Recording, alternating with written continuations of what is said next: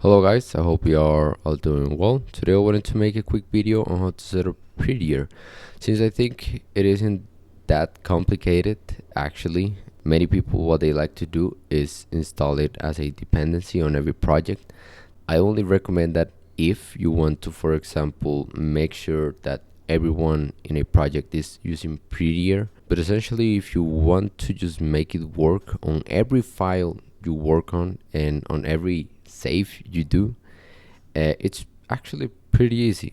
The first thing you want to do is go to extensions, search for Prettier, and you will see that I don't have it installed. I decided to reset all of the not all of them, because I will show you in a second what you only need to change.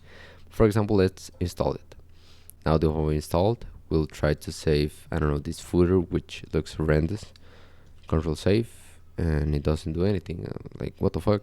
I was like this for like 2 months. I thought that I had Prettier installed, but it wasn't working, and I thought that maybe it was working on the back end when it essentially I was too dumb to make it work. But no worries, it's very easy to solve. What you want to do now is go to manage and go to settings, and then what you want to search for specifically is the text formatter.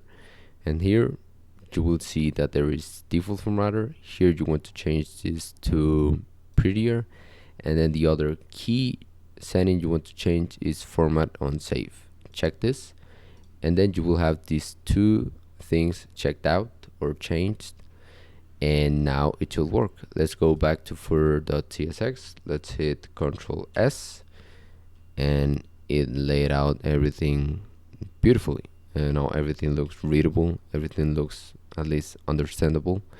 And for example, it even works on HTML. Ctrl S, and then it saved it correctly. So yeah, that was it.